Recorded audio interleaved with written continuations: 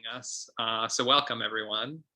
Thanks so much for joining us today. My name's Ash.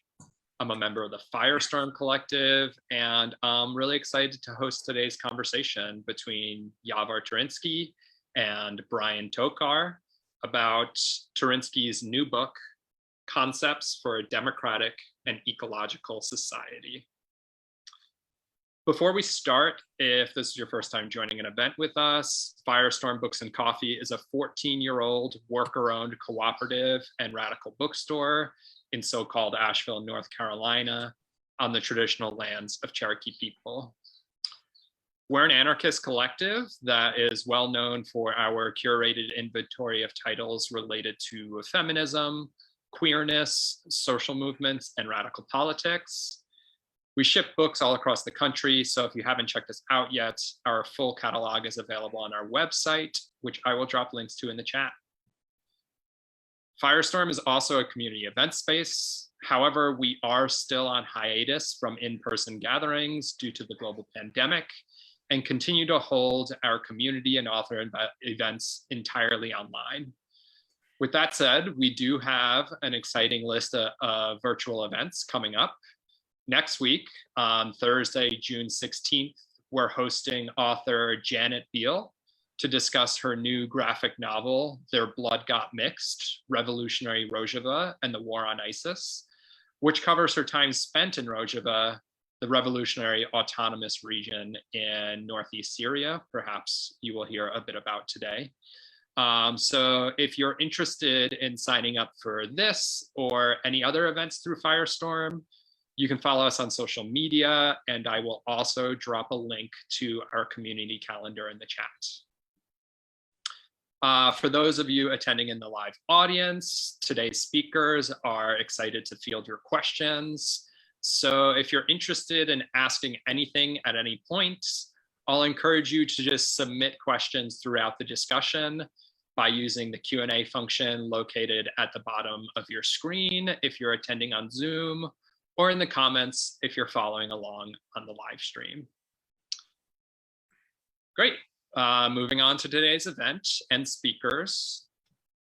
Concepts for a Democratic and Ecological Society is a compelling manifesto for radically transforming society towards a non-statist model of ecological direct democracy.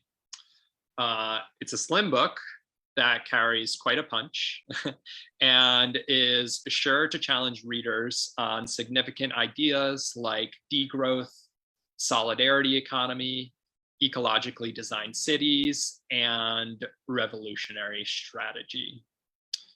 Its author, Yavor Tarinski, is an independent researcher, activist, and author. He participates in social movements around the Balkans, as well as in transnational organizations dedicated to the production of grassroots knowledge. He is a member of the administrative board of the Transnational Institute of Social Ecology, of the editorial board of the Greek digital journal, Aftoleksi, as well as a bibliographer at Agora International. Brian Tokar is an activist and author, a lecturer in environmental studies at the University of Vermont, and a long-term faculty and board member of the Institute for Social Ecology. His latest book, Climate Justice and Community Renewal, Resistance and Grassroots Solutions, is an international collection of grassroots climate responses, co-edited with Tamra Gilbertson. So Yavor, Brian, thank you so much for taking the time to be with us here today.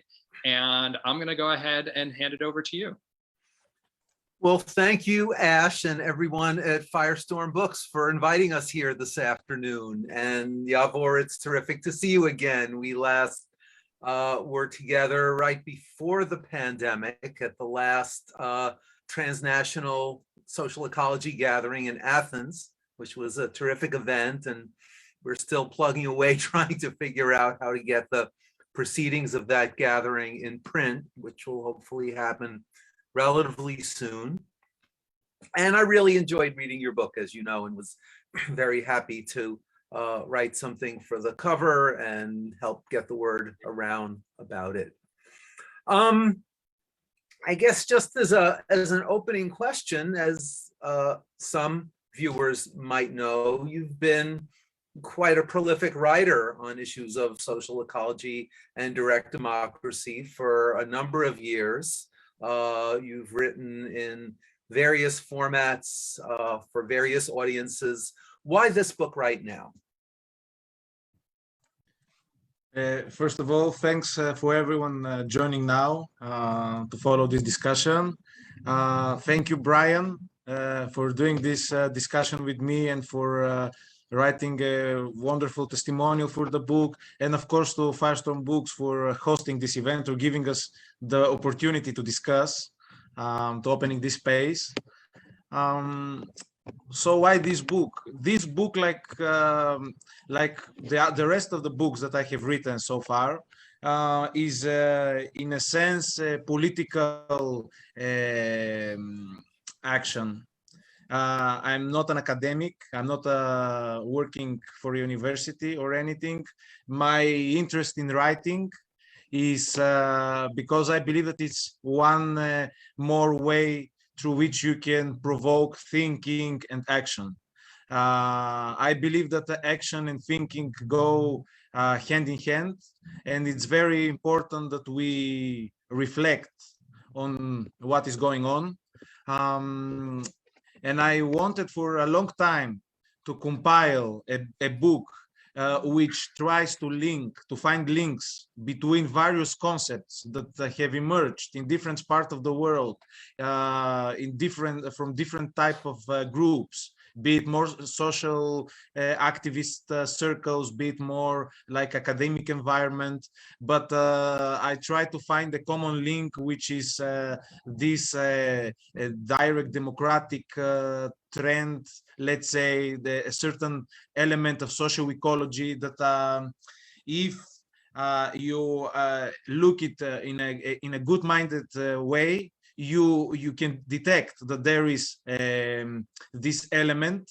And until recently, until before the pandemic, in my opinion, in the various public expressions of protest, of rage against the status quo, we were seeing very clearly these elements of direct democracy, of social ecology. We were seeing it in the Arab Spring. We were seeing it in the Occupy movement, in the Indignados, in the Squares movement, and more recently in the Nuit debout and the Yellow Vest movement in France.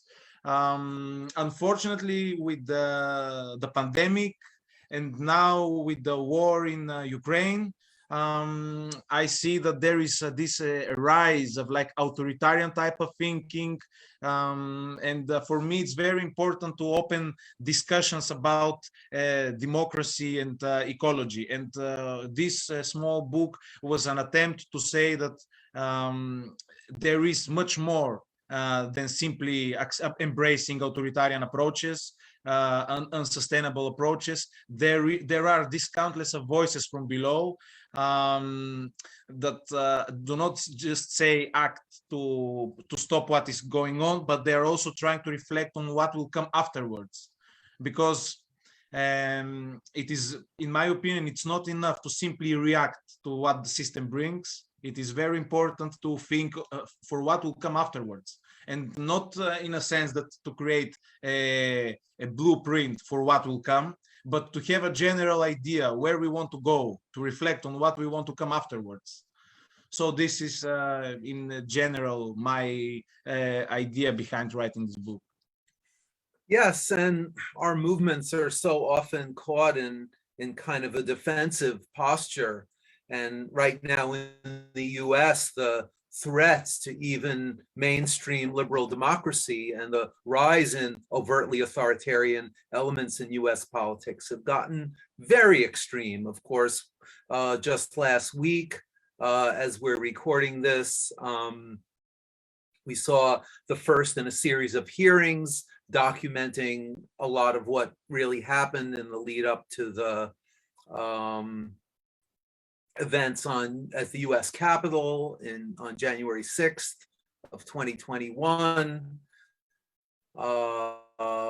It's clear now that some of the armed neo-fascist currents that we've known about here in the US for many years were even more in the forefront of the planning of those events than most people realize.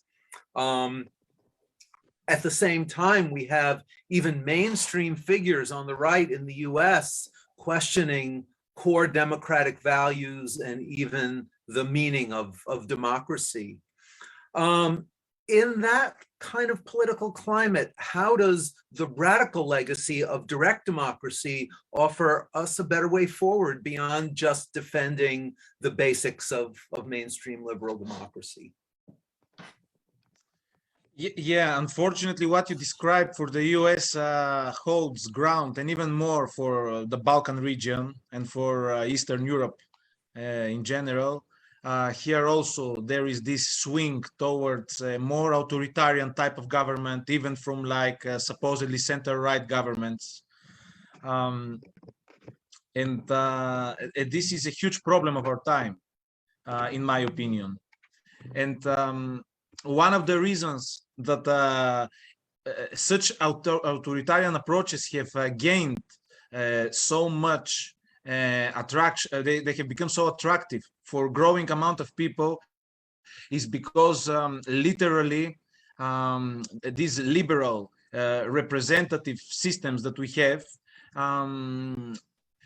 proven repeatedly over the years, over and over again, extremely hypocritical,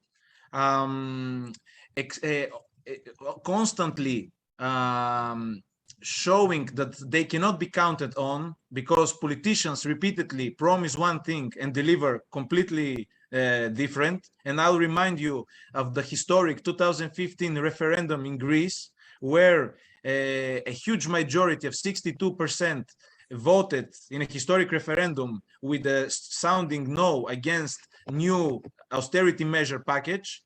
And back then, coalition of the left, Syriza, brought it back regardless of what the people have voted, just wrapped it in a different ideological package, saying that it's not the old austerity, it's a new type, etc.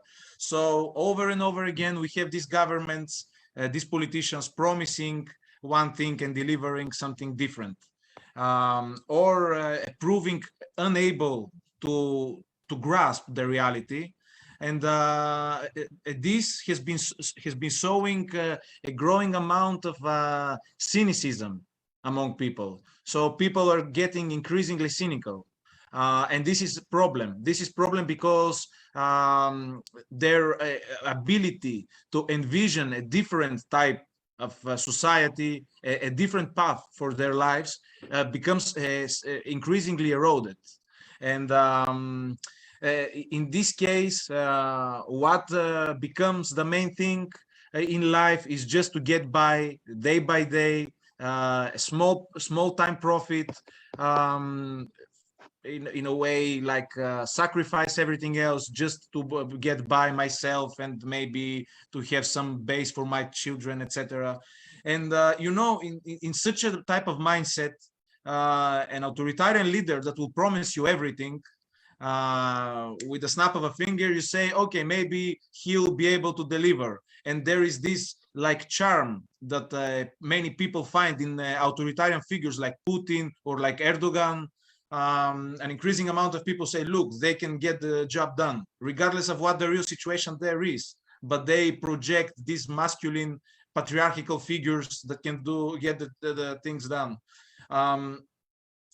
And I mean, the examples are countless. I mean, in the US, you had the Obama who won with a big promise for social change, and then his election was followed by the Black Lives Matter movement, because things didn't really change. And the same with Macron and Le Pen in France, where we were delivered with this message that it's a fight between the good and evil, Macron supposedly the good.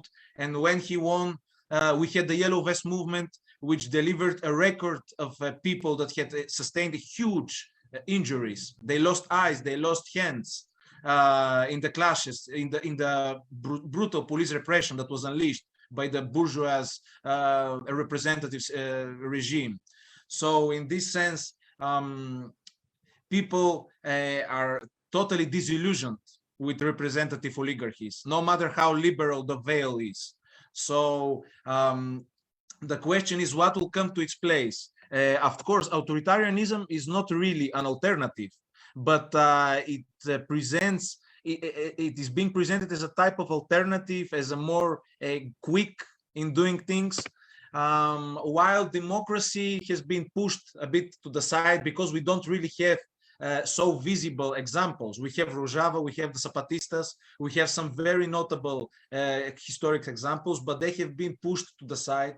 So I find it very important that we do discussions, we do events, we do actions that promote the possibility of implementing democracy in practice, because I think this is one of the most important things nowadays, to get the message that democracy, a real, genuine, direct democracy, is not just good in words and in theory, but it can be implemented, and it can bring a substantial change. It can give the will to each one of us and help us avoid problem. Because ultimately, in one such direct democratic regime, if there are problems, it will be our problems. If there are mistakes, there will be our mistakes. But they'll be ours to do and afterwards to correct, potentially. While what we have today, we do petitions, we do picketing, we do demos, but ultimately the political elites, the national, together with the transnational ones, do whatever they want. And I have this opinion that hierarchy goes in a dialectical proportion with anomie. Anomie comes from the Greek, and it means living outside of laws, outside of norms. And usually the political leaders tend to say that it's the lower people, the lower classes, the lower sections of society that tend to live in anomie, but it's actually the higher your position in the system is, the less the laws and the norms have an effect on you. More and more you can bypass the laws and the norms and to do whatever fits for you and satisfy your profit motives. And that's why there was this prolific Bulgarian libertarian thinker and revolutionary, Hristo Botev, from the 19th century, who wrote that the laws are written for the slaves, exactly because the laws have effect on those that on the lower sections of society. And in a democratic society, in my opinion, as we see the Kurdish people in Rojava, as we see the Zapatistas, the laws are equal for everyone, exactly because everyone participates in the creation of the laws, and then everyone's in the implementation of these laws. There is no one else that can stand above. So let's talk a little bit about the praxis of direct democracy and how it can be an antidote to the kind of despair, the kind of disempowerment, the kind of cynicism that you're describing. There's a terrific section in the book about the origins of conspiratorial thinking and how popular that is and why that's so popular in the current context. And you draw on a lot of current research, some of which I was not previously familiar with, on the origins of conspiracism.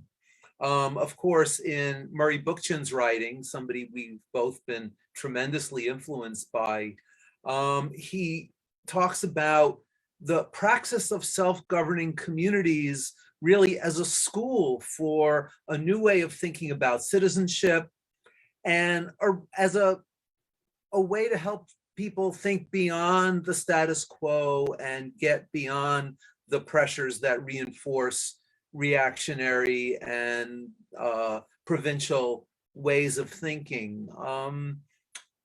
Tell us a little bit more about the praxis of direct democracy and the potential for people's consciousness as well as their political will to be liberated through that experience. You talk about the passion for politics as something that is a personality type that draws some people, and some people continue to just be cynical about anything political. How can the practice of direct democracy help really broaden the scope of who feels validated and who feels like they can really make a difference by being engaged in a public sphere?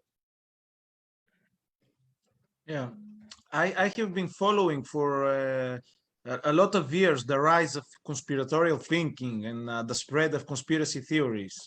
I see that in the US they're a huge problem, and the same is now valid for Eurasia. There is a huge spread of this. Everything is being viewed by an increasing amount of people as some backstage personalities pulling the strings of politicians, etc. And one of the reasons is because exactly the way that our societies, the political architecture of our societies, being representative, being top-down type of organization, tends to nurture this type of thinking. So people are gradually being placed in a further distance from the centers where political decisions are being taken. So they're less visible. You see less and less what is going on. And because of this, you start trying to imagine what is going on. And in parallel, in such type of systems, it's the personality that is important and not the political positions. So we are asked to trust this representative or that candidate for political power, to discuss the personalities and the personal strength of Putin, of Erdogan, of Trump, of Biden. There was this famous quote from Michaloiakos, the leader of the who is now in prison, of the now forbidden neo-Nazi Greek party Golden Dawn, who was saying that yes, we might be saluting with the Nazi salutes, but at least our hands are clean. So this was in a way like a look beyond our political monstrous ideology. We at least have never stolen from you, so give us your support. So this type of thinking, we see it in all political spectrum in the representative field. And so people being pushed away from the political decision making and having as an example of political action the trust in personalities, they tend to view the world as centers of some powerful figures, and just getting away this figure or this clique, then everything is okay. And neglecting the fact that it's not who is sitting on the throne, but the institution of the throne itself. So if you want to really change things, it will not be enough to behead the one king and put a new one who will continue doing the same thing. Because being a king, being a representative part of a representative government, you are supposed to do certain things. It is difficult to make a nation state work in a non-statist manner. It's, I would say, impossible. So you have to think beyond that. And conspiratorial thinking does not allow you to do that. Does not allow you to think systemically, to analyze the problems in a systemic manner. Instead, you enter in type of yellowish paparazzi type of thinking. Who leader is acting with whom, and some type of often new geopoliticism that everything is about some big superpowers, and the social movement, societies, the common citizen does not count, does not matter. And we have heard a lot about this when talking about Rojava. Many have said that, oh, they're against Assad and Putin because they're puppets of the US, neglecting that what they're doing there, it's extremely revolutionary, regardless of whom they are opposing. They're not proposing some new type of authoritarianism. They're proposing a democratic confederalist system that is something radically different of what we have used to see. I'm sorry. So what I'm thinking is that those who call for more expert knowledge, more involvement of experts in decision making, etc., in order to combat conspiracy thinking, are going themselves into a dead end. I don't think the problem is that there are not enough experts. I think the problem is that there is not enough involvement of the common person. There is less and less people involved in grassroots politics. You know very well the New England town hall meetings. There were such institutions of grassroots self-management all over the world. And gradually the nation states have been detaching all kinds of authorities from such institutions and hoarding them for itself. And so people are left in the dark of how decisions are being made. And this is the problem. It's not that there is lack of experts. There is a huge transnational elite of technocrats, be it the European Union bureaucrats, be it other institutions, who claim that they possess all the knowledge and what they do is expert, etc., etc. But the people still don't believe them. They don't believe them because they don't really see what is going on. And I think it was very important symbolic action, what the people in Rojava did, building these open air parliaments where local councils were doing their procedures. It was very important in a symbolic way because it shows that decisions are being made out here on the open, and so people passing can see, can come and observe what is going on and create an opinion of what is going, and then go to his commune and object or support the decision. So I think that in this way, if we are honest and we want to put an end to conspiratorial thinking, one of the most important things is that we must think about improvement, empowerment, grassroots empowerment. And unfortunately, I don't think that this can happen through the institutions of the state or through like some type of conscious consumption or whatever, through the capitalist mechanisms. The only way that this can be done is by people themselves opening some spaces of participation and practicing it. Because in order to learn democracy, you don't learn it from books. You learn it from practice. Me, myself, I have developed my ideas from practicing in open assemblies, in social movements, in public deliberations. This has developed my trust, my thirst for politics. I will refer you to another thinker that has been deeply influential for me. It's Cornelius Casturiadis, a very important Greek-French philosopher, who refers to the ancient Greek term astinomos orga, the passion for lawmaking, because what he says is that if with all its flaws, the ancient Athenian democracy was possible not because there were slaves, but because there were citizens that were passionate about politics, that they would go to the marketplace, to the Agora, and they will discuss about politics. And then they'll go to the Ecclesia to Demo, the assembly of the people, and there they will deliberate, they'll engage in heated debates with each other in order to pass on a decision that has to be accepted by majorities of thousands of people.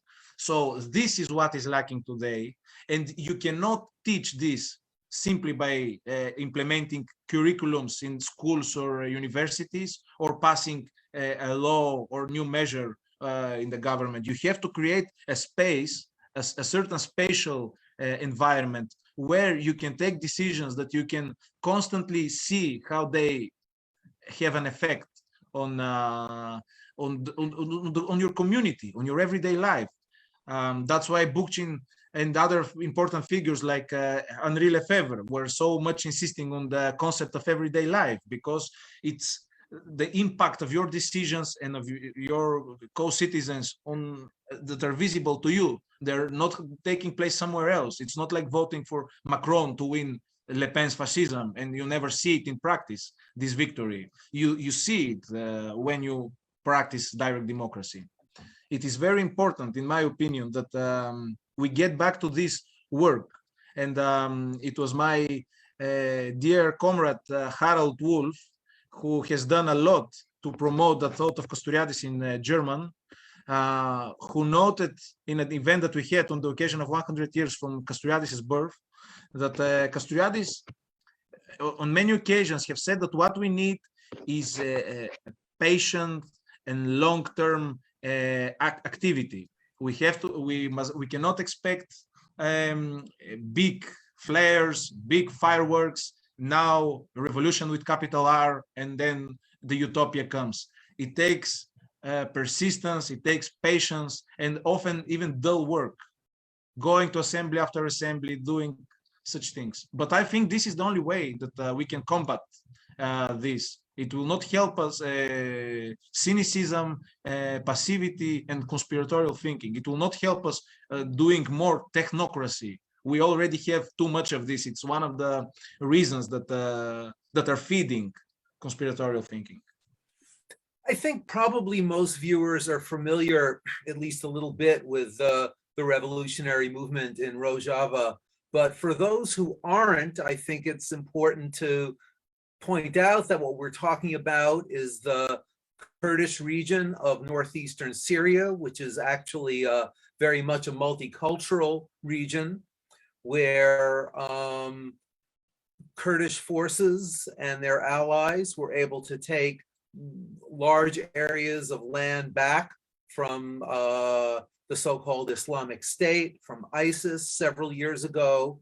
And rather than creating a conventional governing structure, developed this model of democratic confederalism, rooted in popular assemblies, rooted in gender equality, rooted in a lot of libertarian, directly democratic principles that many of us have been talking about and theorizing about and practicing to some extent in our excuse me, in our social movement settings for a number of decades. But I think they've really demonstrated, especially in a region that's continues to be in a state of warfare much of the time, that it's possible for communities of people to govern themselves and to do it in a way that is aimed to genuinely empower the wide spectrum of people throughout the society. It's not a Kurdish movement. Again, it's a multicultural movement, of course, inspired by ideas that have primarily been developed in the Kurdish regions of both Syria and Turkey over the last couple of decades. But I think it helps us think about how the practice of direct democracy and popular assemblies can go beyond the more common experience that we've all seen in social movement settings and really become the basis for governing entire communities, entire cities, entire regions. Anything more about that and about what it looks like in practice to govern, not to just make decisions about a direct action or a political campaign, but to be making decisions through popular assemblies, through structures of popular power from the ground up to actually think about governing our neighborhoods and cities and regions. Any further thoughts about that? Yeah, I think it's very important that this thing is taking place and that we see how it looks like having thousands of people, tens of thousands of people, and even hundreds of thousands of people from all miles of life participating in such assemblies. And what does such a type of democracy means? Because we know that there are certain critiques of direct democracy, of popular self-management, who say that, but what will be, we'll jump from the one assembly to the other when we'll have time for anything in such a democratic setting. And we see both from the Zapatistas and from the Kurds that this is not the case. The people gather, they create a plan together through their assemblies, and then they have popularly controlled committees and councils that implement these plans, these ideas. And also we see how such settings, such direct democratic settings, sustain and deepen this cultural diversity. It is very important to see this difference between, let's say, of what a nation state, the creation of a Kurdish nation state there would have done to these areas, and what the Democratic Confederation is doing instead. So no matter how progressive the Kurdish movement is, if there was a unified nation state of the Kurdish people, this was going to mean that necessarily it had to create a unified type of people, the Kurdish nation, to create one language, to create various set of things that most nations are based upon, while such in order to create a homogeneous body that can be managed by one central authority. But instead of that, you see, when you diversify authority, you disseminate it to every street. So we have we know that now that from people that have been there, from David Graeber to Janet Biel to David Bookchin, who have been on the ground there and have seen with their eyes that there are local communes on every block, and assemblies of neighborhoods, councils of cities, that this allows for different cultures to coexist peacefully, because there is not the incentive of homogenization that nation statism has. And this is very important to see. Languages are being preserved, cultural practices are being preserved. This is very important for in a world which is being ravaged by nationalism, xenophobia, bigotry. For example, we in the Balkans have felt this very strongly. After decades of bloodshed between peoples that look so much alike, have so much common cultural traits, and yet are being made to massacre each other in the name of some grand nationalist ideas. And we see very close to us in the Middle East what the people in this part of the Middle East, the Rojava, what a multicultural society would look like. And I would say that an honest multiculturalism will require a direct democratic setting within which to exist. All this that we hear about multiculturalism in the West is hypocritic. It's an attempt to mask a Western type of chauvinism that tries to say we are the best. Here we are very tolerant, while there is trying in a way to hide beneath the carpet the problems, the nationalist problems. And this is, for example, the case in the Balkans, where they say, oh, we are the most tolerant people, while massacring each other. So in my opinion, this diversity can be direct democracy is a building block of multiculturalism, of diversity, etc. Without it, we are slowly moving to homogenization that is, in my opinion, harmful to all this colorful puzzle that is human imagination, that has created all these beautiful cultural traits all over the world. Unfortunately, we are losing very quickly all this, indigenous knowledges, regional specificities, etc. And we see also across the ocean in the other part of the world, in the Zapatista communities, something similar taking place. There are several indigenous languages that are being spoken, different cultures, and there is no danger of imposing one homogenized identity because there is no nation state. And I think this is one of the lessons, that if we want to preserve all this, it is not further creation of more bureaucratic entities like the nation states, but more democratic confederations and other type of non-statist, assembly-based political systems. Well, let's shift gears a little bit and talk a little bit more about the ecological dimension. And of course, the ecological dimension is part of the process of pushing beyond homogeneities of a different kind. Of course, for Murray Bookchin, in his philosophy, the politics of direct democracy flows directly out of his dialectical understanding of natural evolution and the potentialities for diversity and freedom that emerge from evolution. It evolves from his approach to describing the ethical implications of a broadly ecological outlook.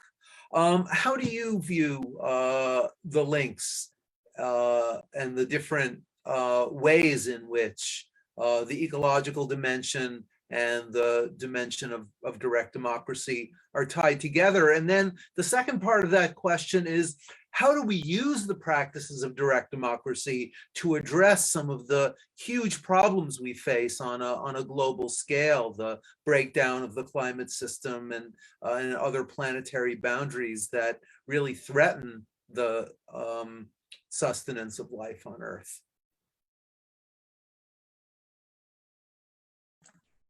Yeah. So I agree and have been, how to put it, I have been arguing for a lot of time in this book, as well as in the previous one that I published last year, Common Futures, from Black Rose Books, that I find a common trait between direct democracy and social ecology. In my opinion, they both have to do with the direct interaction between the democratic individual, a collective type of anthropological type of person, either with his social environment or his natural environment. So if we speak of direct democracy, we speak of each one of us as collaborative individuals, creating direct links and collaborations with those around us. And when we speak of ecology, in my opinion, it's something similar, undertaking direct and conscious stewardship of the nature around us, realizing that we are not masters of it, but we are dependent of it. We should learn to live in a sustainable, harmonious way with nature. And I tend to perceive ecology as a highly political concept, not as a scientific one, not as a mystical type of one, but as a political one. Because what we'll do with the fragile conditions of the world we live in that sustain life as we know it, it's a political question. There is no correct answer about this. We know that humans are humans when they create Auschwitz, equally as when they create the Acropolis and some wondrous things. So humans have acted monstrously, barbarously, but they have also acted in a very beautiful and healing manner. So it's a political choice. Whether we will change our ways and stop exploiting nature and societies, because what is going on is our societies are not only exploiting the natural world around us, they're also exploiting our fellow human beings. We are all of us being exploited. And it was this that, for example, Bookchin made this direct link that the way our societies are structured politically has a direct implication on how we interact with the natural world around us. And so in my opinion, in order to counteract the destructive attitudes we have towards the planet, towards nature, it goes through radically changing the political architecture. And in my opinion, this is a radical ecological thing to do by shifting to, by creating a directly democratic system, and which to replace the oligarchic liberal representative system that we have today. It is a question social as well as ecological. And why I say that? I would add here the dimension of temporality. What we have in a bureaucratic type of social orders, be it fragmented ones, which are the capitalists, because capitalism, nonetheless, of what the prophets of capitalism will try to convince us, capitalism is deeply bureaucratic. It enforces a pattern that is implemented worldwide in a very strict manner, same measures everywhere, the same lifestyles are implemented worldwide in complete disregard of the local context. So this is a encyclopedic definition of bureaucracy, or be it a type of totalitarian bureaucracies like the one that we knew in the actually existing socialism, etc. So in this type of systems, we have this mentality of act quickly, act now, and demand results immediately. And especially capitalism is very impatient. It needs short-term profits here and now, does not try to look long-term, except in terms of profit. Again, if long-term it will be able to extract and let's extract. And so that's why all these type of bureaucratic systems try to constantly centralize political power, so that a certain pace is being introduced, or what Henri Lefebvre calls rhythmoanalysis. Trying to analyze the rhythm, so that there is very fast rhythm in such societies. And on the other hand, there is this healing type of temporality, the one of the snail, as the Zapatistas call it, where you have decisions traveling back and forth from delegates to assemblies, and from the assemblies back to delegates. And so you have a prolonged type of temporality. Decisions are made slower, but they're also more sustainable, because there was a lot of reflection on it. There was a lot of heads reflecting on this, and also a lot of parameters were taken, because all these people, by deciding as citizens, like we know from Bookchin, for example, that the citizen is simultaneously a worker, a parent, a neighbor, and many, many other things. So all these aspects in such popular institutions are being taken in consideration. So yes, decisions are being made more slowly, but also their effect is more lasting, more sustainable, more ecological, more social, because of all this. And I have been problematized, but that many environmentalists have been calling for type of like environmental nationalism, for some type of environmental eco-authoritarianism, even eco-fascism, in the name of combating climate change. So we need decisions here and now with an iron fist to be implemented. So we need less deliberation and more politically determined figures. But I think that this will actually delay the solving of the problem, because it will we'll lose time in such authoritarian endeavors until we see that they will not help us change our mentality, our ultimate mentality towards nature, because we'll still continue with this mentality that there are exploiters and exploited. And in this paradigm, in this scheme, also nature will participate and it be among the exploited ones. So we have to break this type of scheme, this type of thinking, and should the attempt of immediately slowing down the rhythm of our societies, both in terms of production, all this, but most importantly in political terms, slowing down, doing more throughout thoughtful decisions that have all these parameters taken care of, and not only the economic one, because ultimately let's not kid ourselves. What capitalism is doing is it's turning our societies extremely ruthlessly economistic. So there is the economy and there is nothing else. Everything is resources for consumption. Everything is numbers, everything will be calculated, everything can be consumed, and everything should be consumed at some point. So this is very problematic.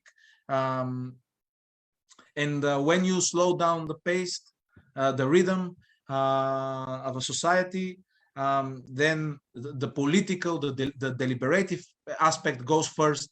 And like we know, and from Bookchin, but we have seen it in practice, when the political comes first, it gets along with it the feminist element and the ecological element. And we see this in all important revolutions, from the Paris Commune to Zapatista and Rojava. We see feminism proliferating along with the widespread public deliberation. And we see now with the Make Rojava Green Again, we see with the ecological mindedness of the Zapatistas, and we see in the communities of ZAD, for example, in France, we see this ecological mindedness. And even the Yellow Vest, to whom I referred before, when they start trying to create some type of proto-confederalist structures, they were not anti-ecological, but they were anti-rich type of environmentalism that says that the problem is not the industry, it's not the overt economistic mindset that we have. The problem is that you spend a lot on your car, or you don't use you use plastic straws, which is ultimately trying to shift the blame from the big and powerful elites to the small everyday person who just try to get by. And it's provenly that it's the other way around. The big problem, or the big fish, the big elites, that they destroy nature. Yavor, you have some terrific, concise discussions in your book of some of the key alternatives to capitalist economics. You've got really well-framed sections on themes like degrowth, the revival of the commons, the solidarity economy. Could you elaborate a little bit on those points and maybe help us see how those various alternatives come together and into more of a holistic vision that really helps us get beyond the strictures of capitalism?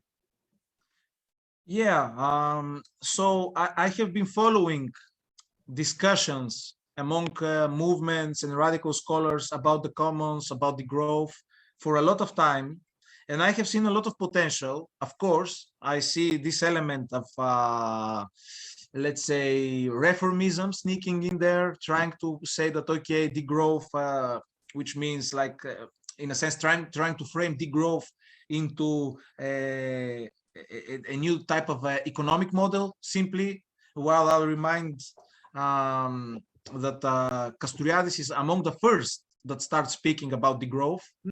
Not exclusively in this way, but he pointed out to the problem of the growth imperative in the system. And he noted that it was also a common trait between capitalist West countries and the socialist states of the East.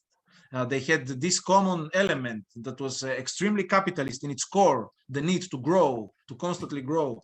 And but unlike, for example, thinkers like Serge Latouche and many other contemporary promoters of degrowth, he was insisting that, again, degrowth on its own is it means nothing without being embedded into a political project, being embedded into a revolutionary political project. So he was insisting that this, for example, the growth approach would be based on a direct democratic type of system. And I would argue that something similar is happening with the dialogue among the commons. There are many so-called commoners who tries to present it as a new economic model that maybe could be implemented by transnational technocratic institutions. Like there are some proposals that they suggest that maybe a new framework can be developed by the European Union that would create a commons-based peer-to-peer type of economies or whatever. But I would remind you that what was important in Elinor Ostrom's prolific work on the commons was not that she saw some new type of economy develop, but she saw something that we tend to overlook.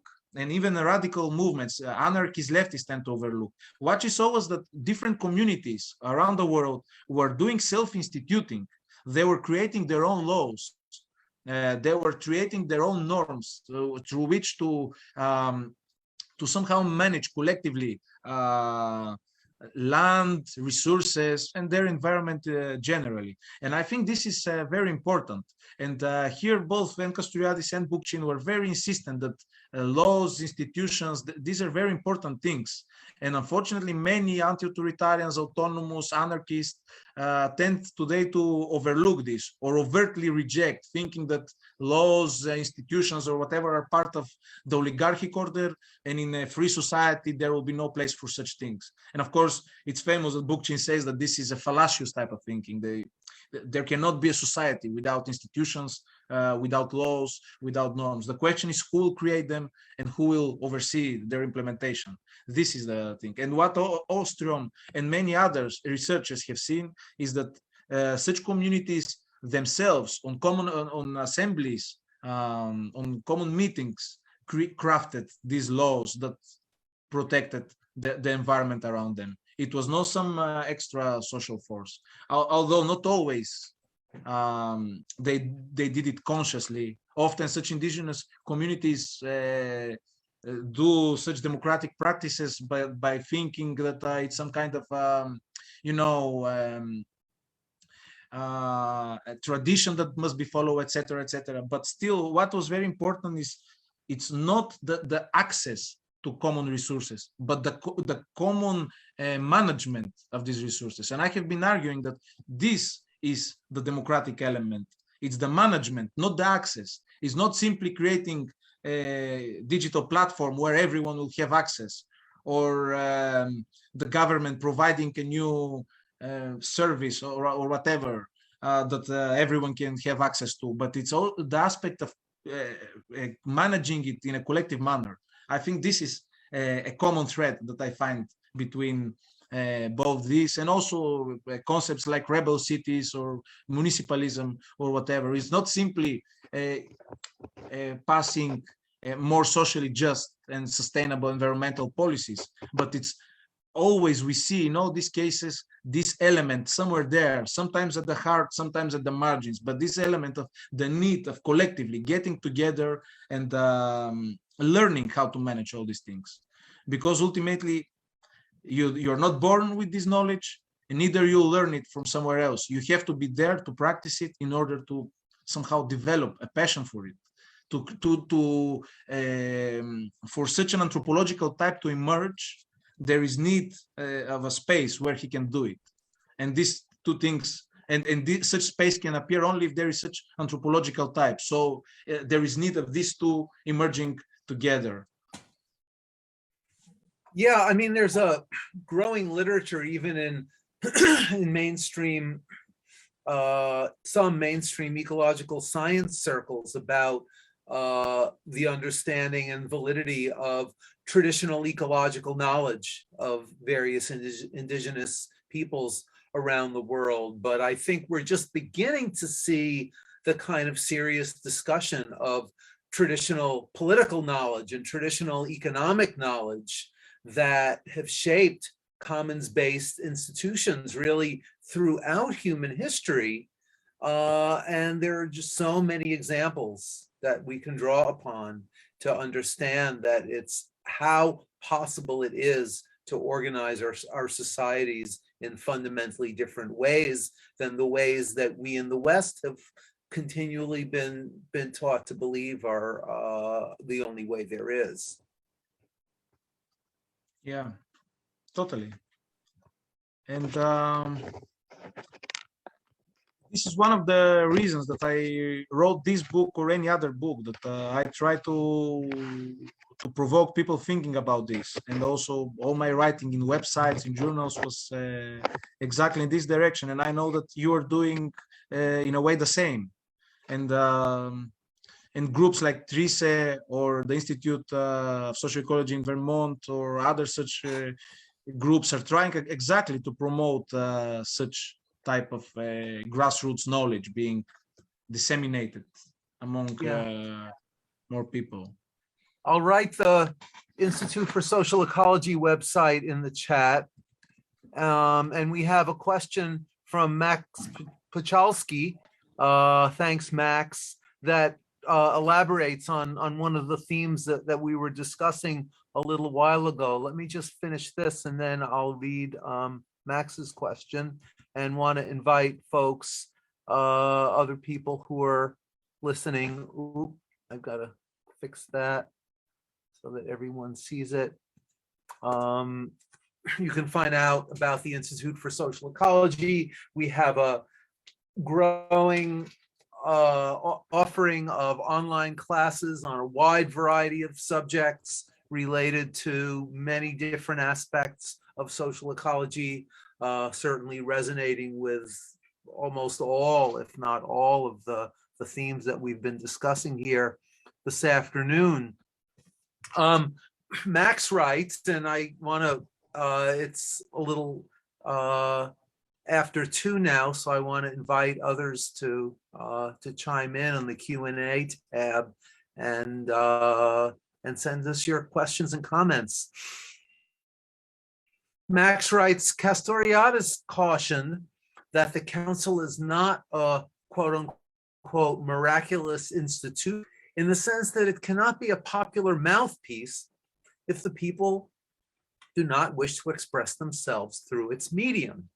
For those who have no personal experience with direct democracy, what daily habits or practices do you see as having the potential to persuade through action that popular assemblies are indeed an adequate form to enable social aspirations to come to light and find their expression? Yeah, I agree that that it is not a solution on its own. Of course, there is a mounting evidence. I mean, there are, for example, like assemblies of in the building blocks where we live, for example. I don't know if this is everywhere, but for example, in Greece, in Bulgaria, like the people who live in the same entrance of a building, they would gather occasionally to discuss problems. And there is low turnout to this. Also, occasionally when there are referendums or some other like type of participatory institutions within the context of within the representative environment in countries that we live, we see that the turnout of people, it's small and it's decreasing. Brian, you have much more experience than us by having the town hall meetings that are still existing. I don't know what is the current situation, but I remember hearing that they're not so such a buzzing hive of people discussing and doing like it once was. And I think one of the reasons is exactly because on its own, by trying to implement such institutions within the oligarchic order of a nation state, it does not make sense. Often such institutions have,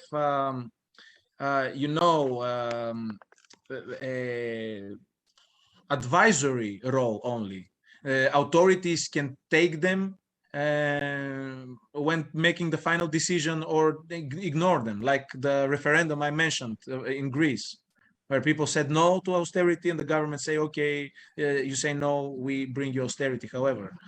And I think this is very important. I remember Casturiadis have written that, and I agree with that, that the participation in such institutions, one of the things that will encourage, that will make it meaningful to participate is that you can constantly get reassured.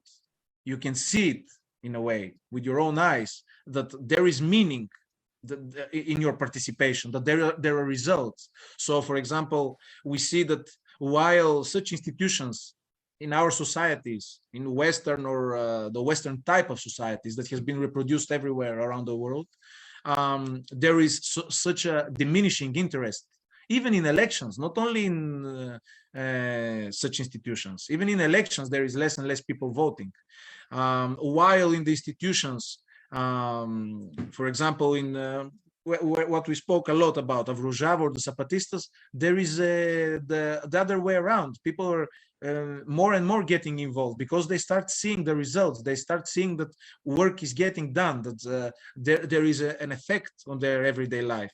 And this was this is my agreement with the likes of Habermas or Shaltau Move, who try to kind of create these hybrid systems, a representative regime, but also a direct democratic regime, and somehow coexist. I think it will ultimately lead to the representative element taking over the direct one, because people will go at the beginning maybe to assemblies or maybe not, and they'll see that it is ultimately the representatives that take all the decisions. So I think one of the important things is that the people can see with and feel it, that what they do has meaning and has impact. Otherwise, it will not be effective, and I'm afraid that it can further increase the sense of cynicism. So if one in the Balkans, I'll get back to that because I have lived here all my life and I know the different contexts here.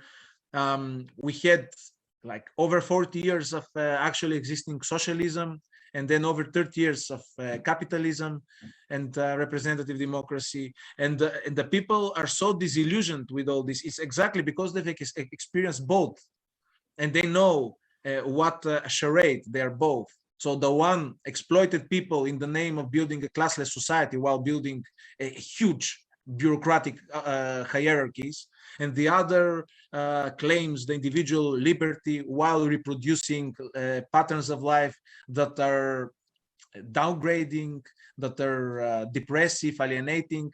And so and now with all these parties claiming to work for direct democracy and trying to say that, okay, we'll do a referendum or two, or maybe we'll call a citizen assembly with some randomly selected people on this or that issue, and ultimately nothing will change, it will further contribute to this cynicism.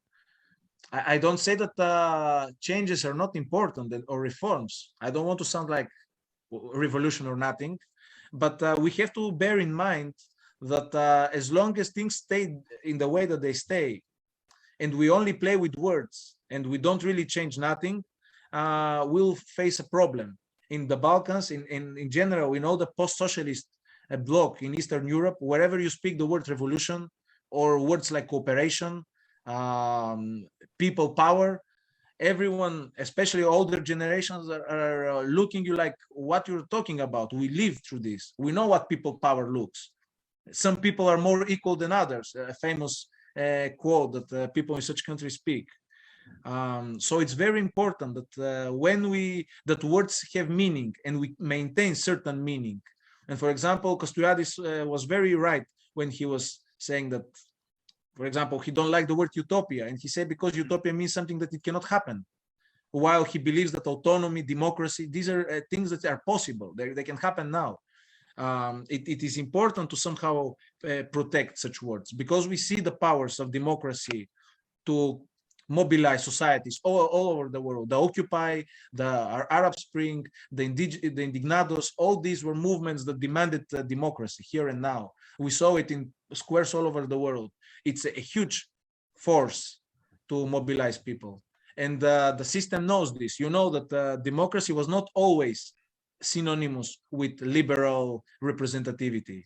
It was after Alexis de Tocqueville wrote his Democracy in the Americas, in America, that people start associating both of these. Before that, it was in the time of Rousseau and before, it was almost synonymous with anarchy. It was almost synonymous with chaos. So the ruling people despised the term democracy. Even Rousseau, who expressed sympathy to it, he says that he don't see it plausible for society. It's too demanding, etc. So we see how things have changed, how a word that meant the real empowerment of people has come to mean some technocrats in Brussels or in the Washington or in Moscow or something like that. It's a And, big problem. you know, of course, the experience here in Vermont is very complex as well. On one hand, we have an intact legacy of town meeting democracy going back to the 18th century. And we have our small rural towns meeting once a year to vote on a budget, to set priorities, to elect officers, to discuss issues that are compelling in the minds of residents of the town. But we've also seen over the last many decades a systematic erosion of the ability of towns to make meaningful decisions and increasing encroachment of control by the state.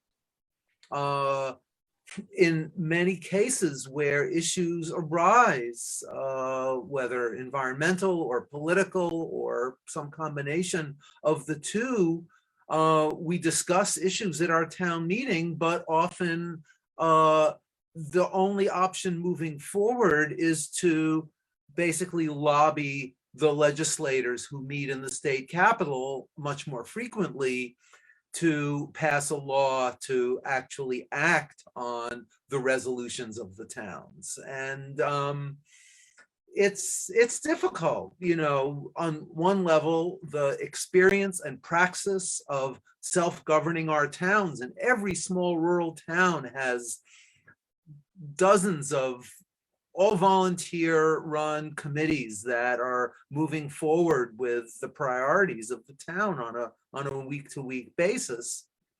Many towns have one, or in some cases, no paid officials on the town level. But the bureaucrats in Montpelier have more and more say over what towns can and can't decide and what towns can and can't do. And you're absolutely right that that is a situation that breeds cynicism, that breeds disengagement. And now, during the years of the pandemic, we've temporarily in most towns replaced the town meeting with a paper ballot where people have a list of issues to vote on. And officials in many towns are saying, well, it's so much easier and participation is so much greater in terms of absolute numbers in a paper ballot, that why do we need to continue having town meetings? And this is an ongoing debate here now, and it's not at all clear how it's going to play out. Yeah, and you know, in Greece has such a legacy that goes back to classical antiquity. Sure. And there are now decades that government after government, authority is being overtly centralized. Municipalities, from which once included a town or a couple of towns, now include huge swaths of land with many inhabited places, and there is less and less impact of the local governing structures. And ultimately, there are a couple of power centers all over the country that are all directly submitted to the central government. And so it's ultimately municipal politics have been degraded into what the central government in Athens, in the parliament, says, simply the local bureaucrats, landlords, let's say, like feudalks, do on local level. And there is no municipal politics. It's completely degraded in Greece. And there is also, I don't know if it's well known in other places, but due to the struggle, the resistance of Greek students against the military fascist junta that was in the early 70s in Greece, there was a strong assembly movement in the universities that after the fall of the junta, they became institutionalized. And so until this very day, all public university of Greece has as the highest expressor of student power, not a student council, but a student assembly. And every student by joining a university becomes a member of this assembly and can participate in the sessions. The problem is that during the years there is less and less direct participation, but instead the sessions of these assemblies have been replaced by presentations of parties. Each big party has an equivalent in the university. So the New Democracy Heart Right Now party has its wing in the university, the Communist Party the same. And so these assemblies are nowadays dominated by these student structures that are totally under the control of the big parties. And at the end of the session, they present a program, and students vote not for concrete decisions and proposals, but to programs. And at the end of the assembly, one of the parties wins. So I understand that there is a huge regression of this institution. It has turned, I would argue, a kind of a caricature of parliament, let's say. And it has less and less to do with public assembly. It's a pity, but this is, yes, this trend that is global, I believe.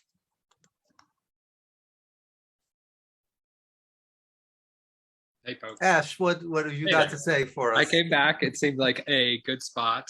I see that we've answered all the questions in the queue. And I see you dropped in the chat there, Brian, a link to your book. I'm going to drop again a link to Yavor's book.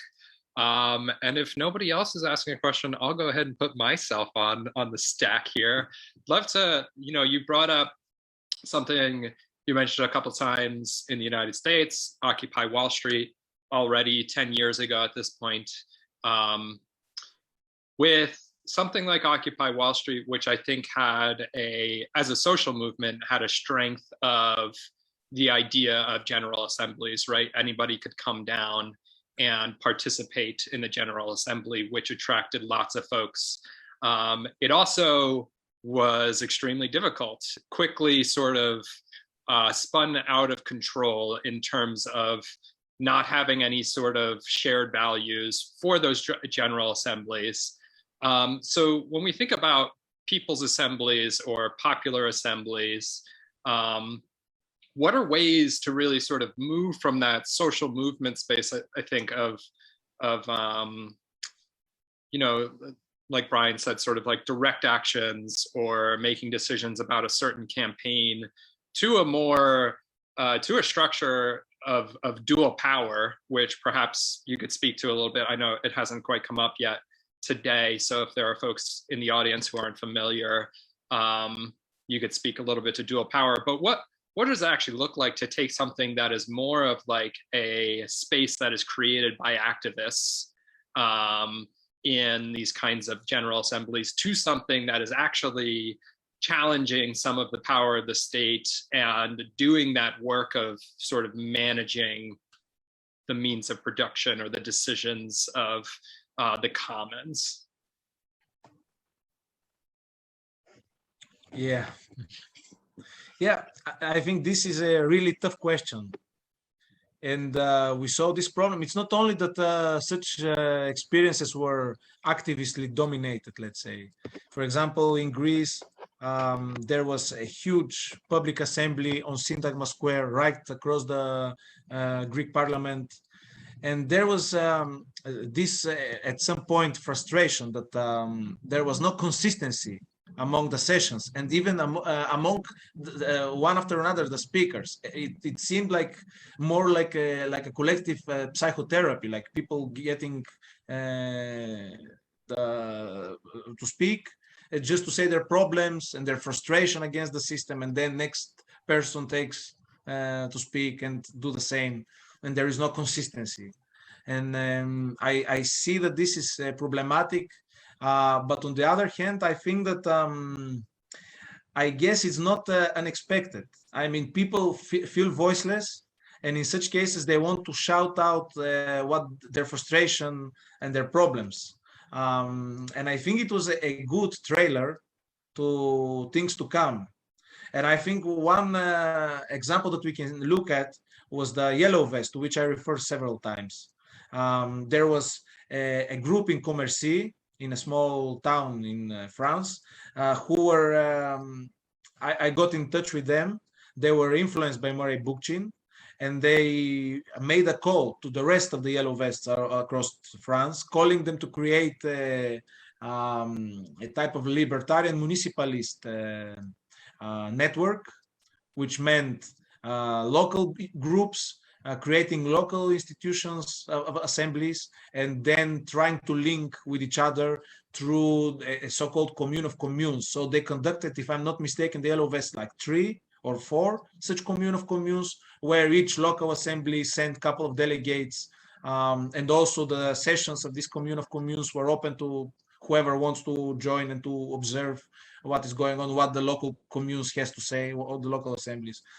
So it was, in a sense, an effort to go beyond like a formless huge assembly of all Athenians, or of all Parisians, or of all French people, and trying to create a more meaningful like dissemination of such assemblies in beyond a central square, a central place, and then trying to create like nodes where they connect. It was very interesting, and we saw that also it stood, in a sense, the test of time. I mean, the Yellow Vest had an unseen for our time temporality. Like they continued for over a year, or if I'm not mistaken, maybe even close to 2 years, and Sure. we don't know Until what the was pandemic. Exactly, it was the pandemic that put an end to all this. And of course, maybe someone will say that there were problems with the Yellow Vest, there were contradictions, etc. But this is when you have a mass social movement. And I think that we should not be afraid to have such mass movements with all their contradictions. We have to let this idea that there will be one homogeneous ideological society where everyone will agree. I have met people who have expressed problematism about the communities of the Zapatista or of Rojava, because there are certain elements of conservatism or whatever. But we have to have in mind that this is a society where democracy is practiced by everyone. They do not just do some practices democratic. They do not have some procedures. They have a democratic regimes. Everything is done in an overtly democratic way.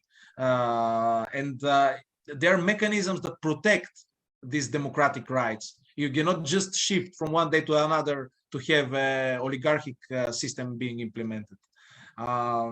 So in this sense, I think there was example in the Western type of world, in the France, we saw an attempt to move to this. I think this was very positive. We should think in this direction, not trying to navigate we ourselves the movements, the social, really massive ones, but making calls to people and seeing how they react to these calls, and to try to nurture democratic elements that we see, because we have seen often that the so-called common people that are not ideologically part of the movements of the anarchists, leftists, or whatever circles, react very maturely, react surprisingly. They have created some democratic things in the past couple of decades. And I think what is important is that we support such experiments, we join them, and we nurture the democratic elements, and not try to self-verify that our theory was the correct one. Here, these movements proves us right. No, it does not matter in this case. What important is that society can stand on its own feet, people can organize.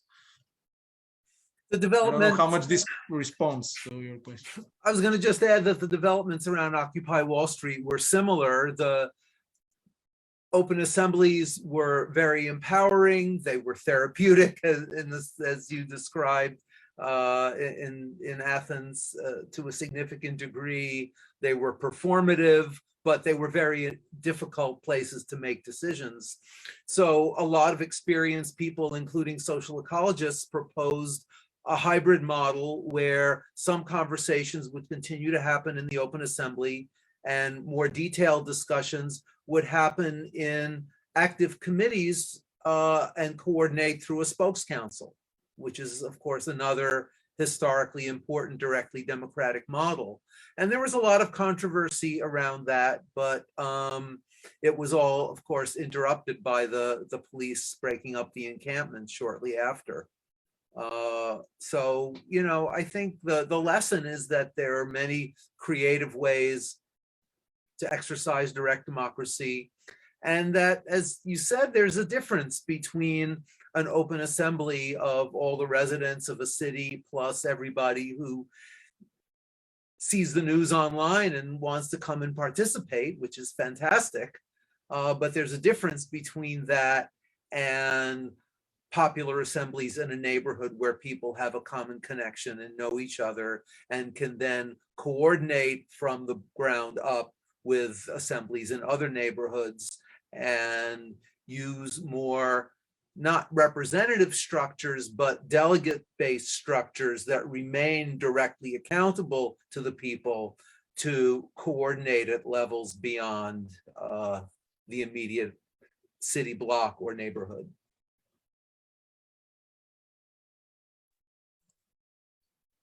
Excellent. So, well, thanks for those answers. And maybe that's a good place to leave it. So folks in the audience, if you want more, please do check out the book. The links are there in the chat. It's a great introduction and primer to these concepts. It's one I'll certainly be handing out to folks a whole lot. So Yavor, thanks so much for joining us today from overseas. Brian, thank you so much for bringing really great questions for this discussion. And thanks to everyone in the audience too, for being here and for asking some questions yourselves. Thank you. Thanks for inviting us. Absolutely. Thanks. Thanks to both of you, to Firestorm, to Brian, to everyone, to the audience. Right. It was a pleasure. Yep. And hopefully we'll see you somewhere down the line. Definitely. All right, y'all. Have a good day.